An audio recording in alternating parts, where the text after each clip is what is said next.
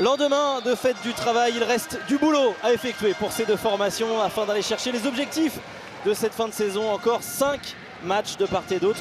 Avant le dénouement de cette saison, les ambitions sont différentes, mais les formes sont relativement similaires. Il y a tout pour voir un beau match ce soir à Limoges. Et première possession justement pour les hommes d'Alberto Entre Rios. Depuis quelques semaines maintenant. Elliott qui m'a confié avant ce match qu'il avait les crocs et qu'il avait envie d'en découdre ce soir et de réaliser la même prestation que la semaine dernière. Emeric Zepfel en appuie tranquillement. Eh oui, dans l'un de ces spéciaux avec pratiquement un tir non pas presque à l'amble, avec la jambe droite devant pour un droitier et puis l'énorme contre.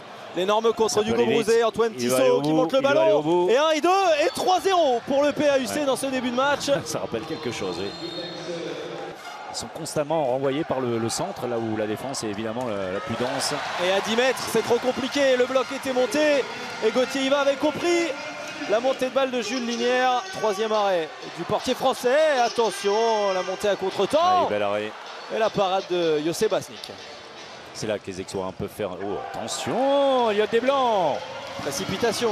Et manque de concentration également, parce qu'à ce moment-là, il faut être capable de cacher un peu le ballon, comme on dit. Bel arrêt de Basnik, mais pas capitalisé par l'action suivante. Un des joueurs qui intercepte le plus de ballons de ce championnat. La passe entre les jambes. Et Andrea Parissini en se retournant dans la lucarne de José Basnik qui envoie. Temps mort indispensable, ça ne va pas. Un 6-0. Un 6-0. On se croirait 24 heures. Saran qui joue un match important. Oui, tous les matchs sont importants en Pro League. Saran qui peut légitimement. Mais encore une fois, l'anticipation. Il sait très bien où ça va arriver. La 6e parade de Gauthier Hiva. Attention, les petites mimines d'Emeric Zepfel qui a bien failli intercepter ce ballon dans les mains de Jules Linière.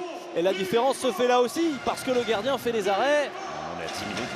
On en est à 10 minutes sans but. Sans but pour les Aixois. 10 minutes d'arrêt de Gauthier Hiva.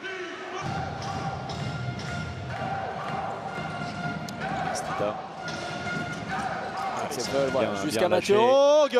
Attention, le tir vers le visage, il s'excuse. Oui, il n'aura rien de plus, mais si ce n'est qu'un 7e arrêt pour Gauthier Hiva. On va essayer de revoir ça. Jean-Marie Vaud, lui, voit tout. Regardez. Non, ça tourne d'abord le visage et après l'épaule.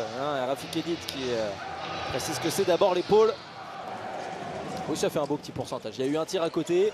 Oh là là, tout réussi au Limougeot. Tout va bien. Tout va bien pour les hommes d'Alberto Entre Rios. Le tir dans le dos de Jonas Coué.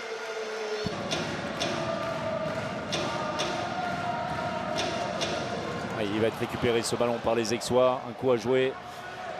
Il a monté qui prend la responsabilité d'y aller tout seul. C'est un joueur très puissant. Oui. Il aurait pu prendre ce tir. Tourchenko, c'est trop compliqué. Dans un second temps, l'appui était en zone. Attention, José Basnik qui fait les arrêts importants. Ne pas laisser Aix revenir pour les Limougeaux.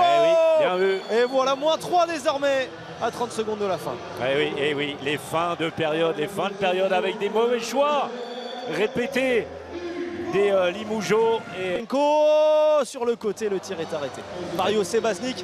13-10 à la pause pour le LH qui a réalisé une vraie belle première période mais qui s'est vu remonter dans les derniers instants. Ah oui, parce que cette fin de première période ressemble un petit peu à ce qu'on a vécu il y a une semaine du côté du FDI Stadium entre Montpellier et Aix, qui a bien mieux terminé la période que son adversaire. C'est le cas une nouvelle fois. Il y a eu un ballon, imaginez Mathéo, il y a eu un ballon de 14-7 et finalement il n'y a entre guillemets que 13-10 en faveur de Limoges.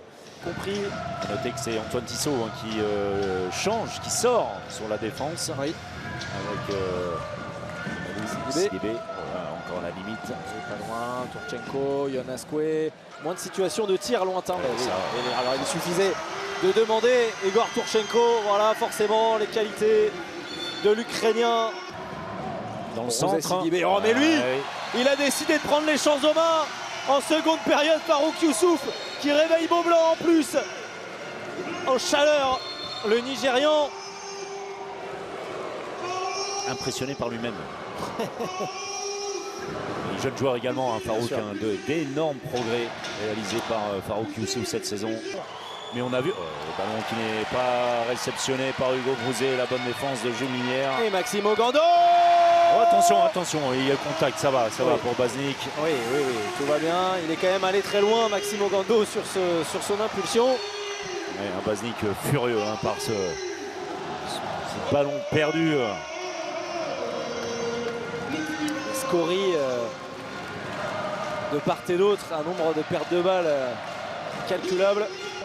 Mais on a vu le ballon qui n'est pas réceptionné par Hugo Brouzet, la bonne défense de Jules Minière. Et Maximo Gando. Oh, attention, il y a le contact, ça va pour Baznik. Oui, tout va bien. Il est quand même allé très loin, Maximo Gando, sur son impulsion. Ouais, un Baznik furieux par ce ballon perdu. Scori de part et d'autre, un nombre de pertes de balles calculable. Ouais. Igor Turchenko, l'homme de cette rencontre, a la balle du match. Turchenko face à Baznik. Et le 30-27. Oui, rédhibitoire. Oui. Cette fois pour le Pays d'Aix. Et Limoges, après une partie rocambolesque, franchement, qui a dominé longtemps en première période, avant de voir Aix-en-Provence revenir juste avant la pause, et qui va s'imposer dans le brouhaha complet de Beaublanc, avec, pour conclure, une 14e parade de Gauthier Iva. La voici. Limoges n'avait plus gagné à Beaublanc depuis la 20e journée contre Istres. Limoges retrouve la victoire et fait un nouveau pas, un pas de plus vers la Coupe d'Europe.